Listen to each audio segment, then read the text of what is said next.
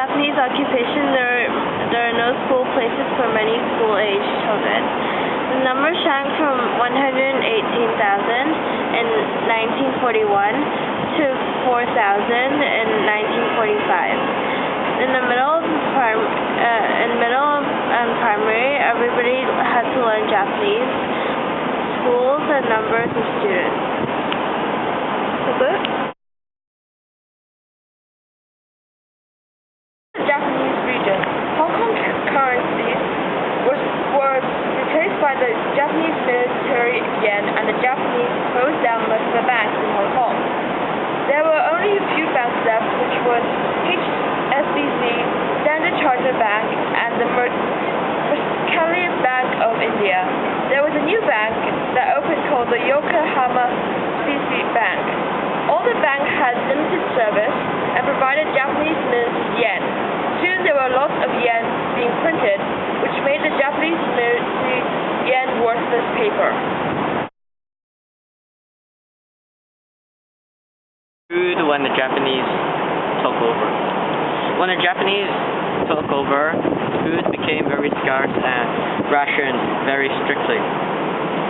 Every household had a ration card which let them get some food. But every day using the ration card, they were only allowed to get 242 grams of rice every day.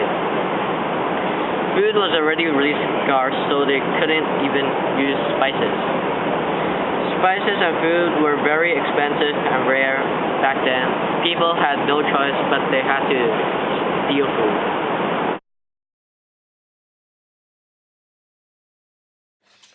On 8th of December 1941, Japan started their first attack on Hong Kong. It was a surprise attack planned by the Japanese Empire. The leader of this planned attack, called Saki Takemashi, he attacked 8 hours after the Japanese attack on Pearl Harbor. The attack was too sudden. It caught the Air Force in Hong Kong unprepared. The Air Force back then was called the Royal Air Force of Hong Kong.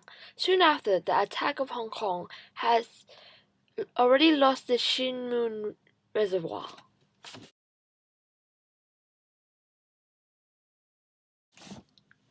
Before the Japanese Empire took over Hong Kong, there were 1,060,000 people living in Hong Kong.